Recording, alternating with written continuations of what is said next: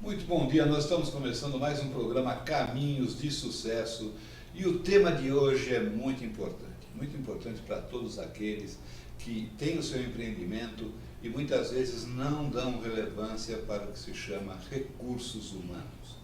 E para falar sobre recursos humanos, eu convidei hoje uma pessoa muito especial, conheço essa pessoa já há uns 2, 3 anos, vi vários trabalhos que ela realizou e como ela é realmente uma consultora de sucesso na área, nada mais justo do que estar aqui no nosso programa. Eu estou falando de uma brasileira italiana, nascida em São Paulo, na capital, no dia 31 de agosto, 3 pontinhos. Eu falei para ela que eu não vou falar da idade, se bem que ela me autorizou, se ela quiser ela fala da idade dela, ok? Ela tem fluência em idiomas inglês, italiano e espanhol. É formada em comunicação social pela Unip, é pós-graduada em orientação de carreira pela FIA-USP, né? E também tem especialização em comunicação empresarial na The London School of Journalism em Londres. Você é colega também, é jornalista. Uhum. Líder, coach pela Arvoredo Assessoria e Desenvolvimento, coach sênior pelo ICI, Integrated Coaching Institute, e Professional Certified Coach pelo ICF. Ela vai falar um pouquinho o que vem a ser essa certificação, porque necessita de um determinado tempo e horas de trabalho especializado na área, não é simplesmente chegar, fiz o cursinho, sou especializada, não. Tem que fazer o curso e demonstrar que realmente conseguiu entender e fazer o que ela está fazendo. Ela é a Vera Paiotti, certo? Certo. Sócia-diretora da Realizar Estratégias Organizacionais e membro do Conselho Consultivo da Quilombo Empreendimentos. Vera, bom dia. Bom dia. Obrigado por estar no meu programa. Prazer é todo meu, muito obrigada. Eu Vera, que agradeço. Que bom. E nós vamos ter um bate-papo, fica Uhum. tranquilo, um bate-papo muito gostoso, muito ameno, mas muito importante quando a gente fala sobre RH. Mas o pessoal entender um pouquinho mais o que vem a ser o PCC, que é o Professional Certified Coach. Explica para eles como se consegue uma qualificação como essa. Tá. Antes disso, me permita dizer que eu tenho 40 anos de carreira e, portanto, 61 de idade. Pronto, porque ela falou. não tem jeito, né? A idade vem. Eu tenho 60 também, então tá bom. Tá tudo certo, né? Então, o PCC, ele é uma formação que você tem que provar para a instituição americana, que seria um tipo de uma OAB dos coaches no mundo, né? Ela fica nos Estados Unidos. Você tem que provar pelo menos 750 horas de coaching aplicado.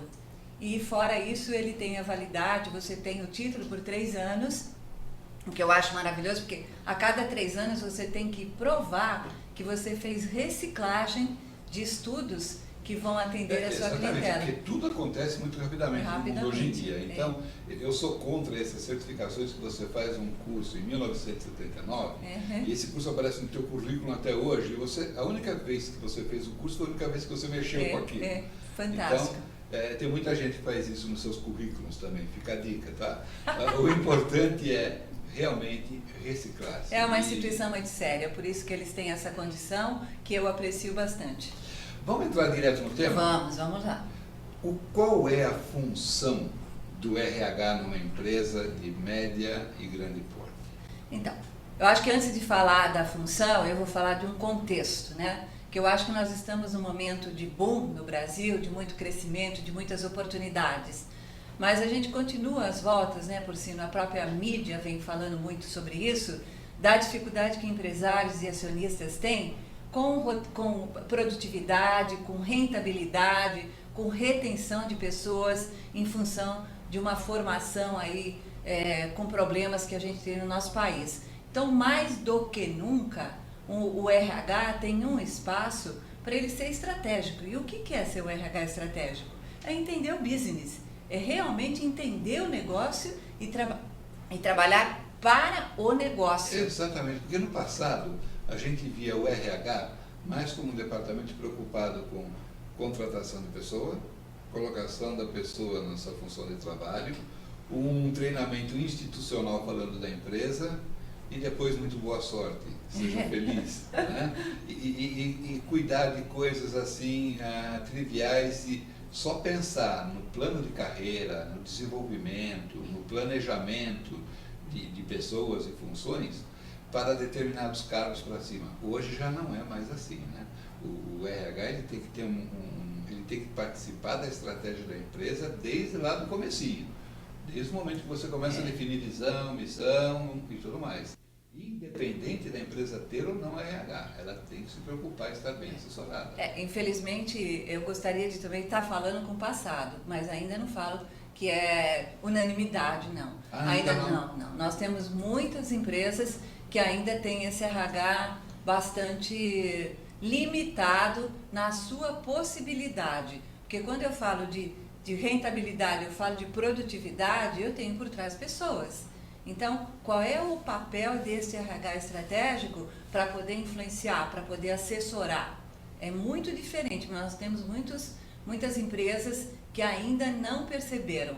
Ainda tem aquela sintoma de que RH é área geradora de custos, né? Realmente, essas coisas todas custam, mas a gente precisa ampliar esse olhar, e agora a minha fala é com o empresário, não é com o RH, do retorno desse investimento. Então, diz para o empresário, então, agora, já que você está falando comigo, gostei do foco que você deu, o enfoque da coisa, quais são os principais problemas que encontra uma profissional de RH, seja ela da empresa ou independente, trabalhando a nível de consultoria, para que realmente o RH tenha uma função proativa dentro da empresa, tenha uma função de gerar produtividade, lucratividade, como realmente deve ser. Tá. Quais são os principais problemas? Então, nós estamos falando desses RHs que ainda não estão estratégicos, né?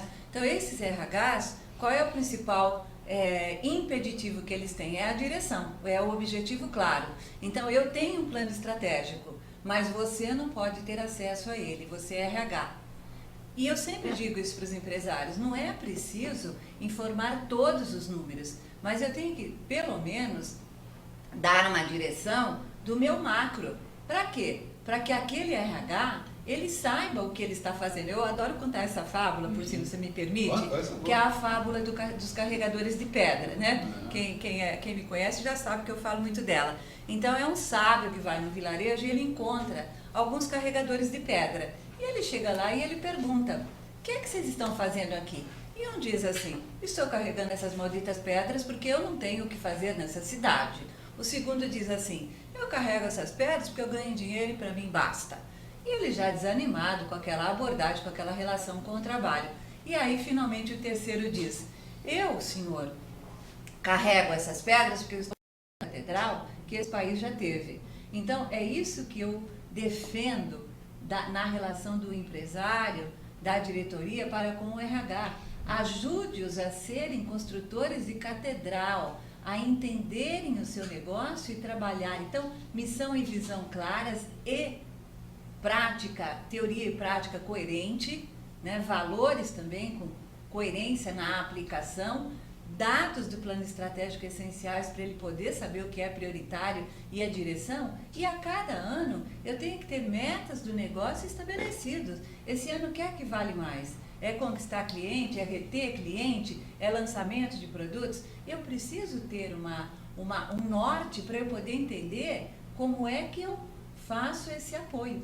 Exatamente, e esse apoio ele vem geralmente na detecção de qual é o colaborador com mais capacidade para reter cliente, por exemplo, que não tem a mesma capacidade de um outro que é para captar e buscar novos clientes, que não tem a mesma capacidade de um outro que seria o atendimento telefônico, a preparação de uma entrevista, ou seja, cada um tem uma característica especial na sua formação pessoal que ajuda, que o RH tem como ajudar o líder desse pessoal a entender e não dar tarefa errada para a pessoa errada. Porque ele vai falar, olha, estou fazendo o que você me mandou, só que não está dando certo.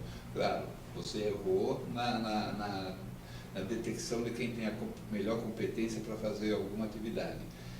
Isso me leva a crer que a profissional da RH, além de ela entender de toda a empresa, ela tem que ser uma excelente negociadora.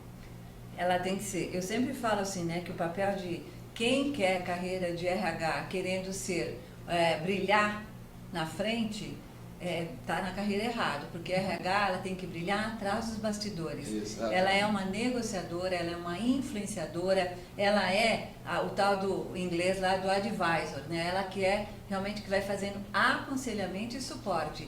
Se ela ver a força e a importância que ela tem nesse back, ela vai se dar muito bem na carreira. Realmente, ela tem que ter uma capacidade a paciência e a capacidade de influenciar. Porque quando você fala pôr a pessoa certa no lugar certo, talvez eu não tenha essa pessoa dentro de casa. Talvez eu vou ter que gastar ali saliva para convencer que a gente tem que atrair alguém novo do mercado. Ou que eu tenho que complementar a competência que alguém que já tem um talento está lá dentro. E tudo isso acaba sendo investimento. Exatamente, mas é um investimento onde a gente fala, é muito comum hoje em dia, todo mundo falar, eu tenho que fazer um investimento para melhorar meu capital de giro, para melhorar minha produção, para melhorar a minha ação dentro do mercado. E muitas vezes pensa no número e não pensa na preparação do seu maior capital, que é o ser humano que está trabalhando dentro da empresa.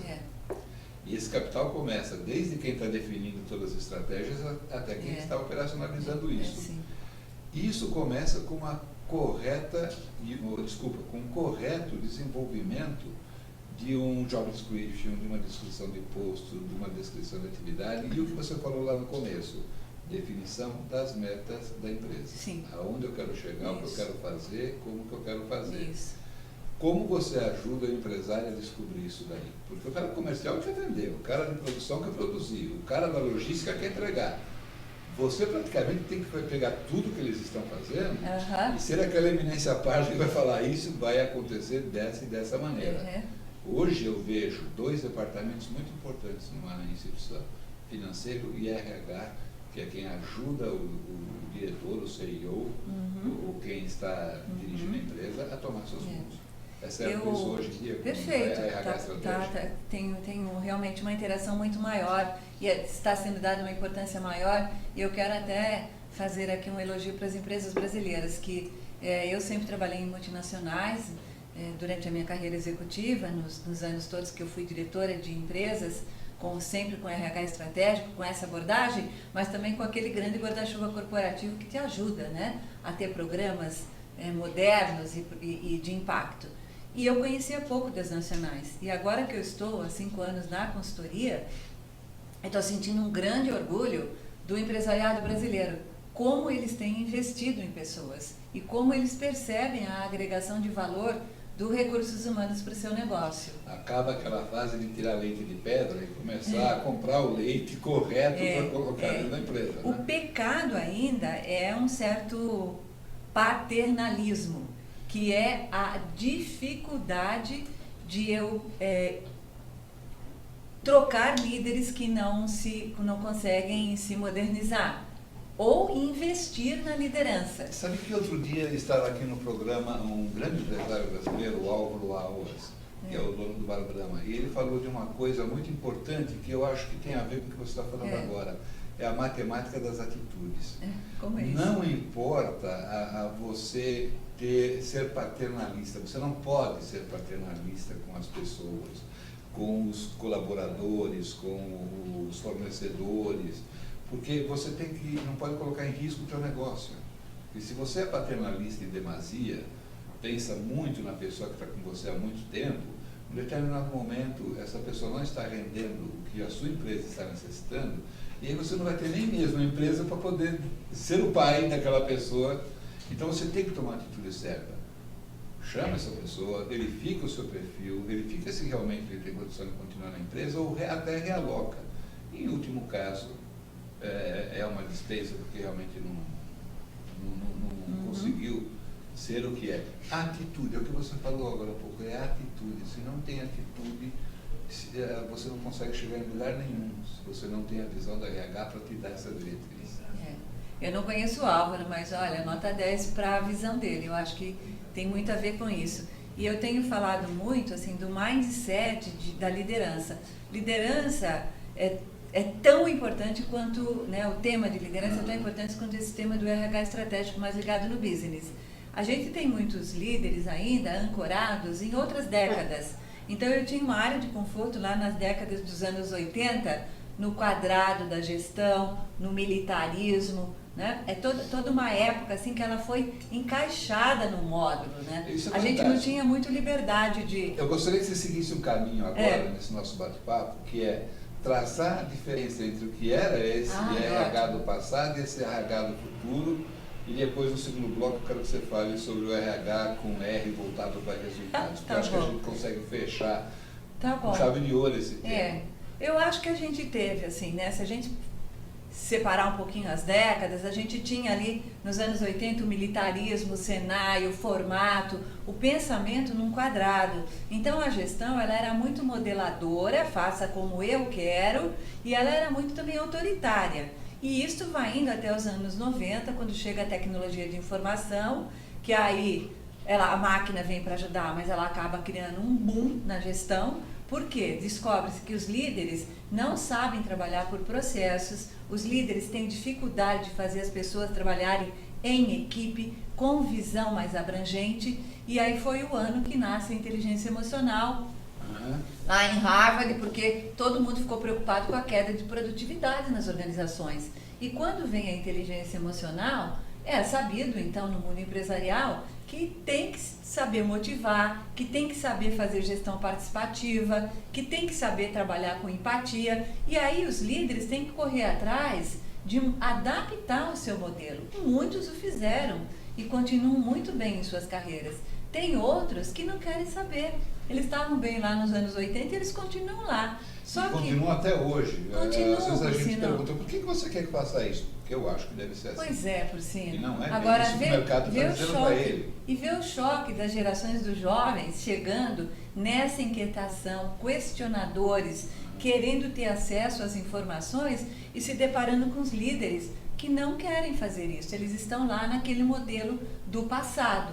Tudo isso é perda de dinheiro numa organização. Qual seria o percentual hoje de um budget total de uma empresa que você recomendaria para ser direcionado ao treinamento e a parte que você direcionaria à especialização na liderança? Te peguei agora? Agora foi, né? Eu não sei te dizer isso, mas eu acho que tem que ter um mínimo, depende muito da situação financeira de uma organização, mas eu acho que assim, qualquer empresa tem que ter um mínimo realmente direcionado para isso, se ela quer sustentabilidade e se ela quer realmente produtividade e rentabilidade. São as pessoas que fazem isso, ela não está gastando nada, ela só está investindo como ela faz os seus investimentos de marketing e todos os demais. Eu só posso garantir que ela vai ter muito mais sucesso. Agora, não sei dizer o percentual, porque depende muito da saúde das finanças, né? Como funciona o trabalho de descoberta das potencialidades das pessoas com análises do seu perfil? No momento que ele já está contratado, já está trabalhando, nota-se que é um líder muito bom, que é uma pessoa que tem empatia, todo mundo gosta dele, mas muitas vezes o resultado que ele está oferecendo para a empresa não é aquele desejado pela liderança, pode estar perto. Qual é o tipo de assessment, qual é o tipo de trabalho que existe que não necessite de psicólogo, mas que possa ser feito por alguém da RH, que possa descobrir esse perfil e trabalhar esse perfil para lhe dar resultado na empresa? Eu acho que tem muita coisa. Agora, quando é feito assim dentro de casa, de novo, ter a direção clara. Porque se eu traço um rol de competências, né, não precisa ser nada sofisticado, mesmo uma coisa simples, eu vou poder medir o gap daquele líder, daquela pessoa, vis-à-vis a competência estabelecida. O que eu posso te dizer é que, em geral, a gente promove um bom técnico. E aí ele vira um líder técnico. E o gap maior que a gente tem encontrado no nosso trabalho de consultoria é gestão de pessoas.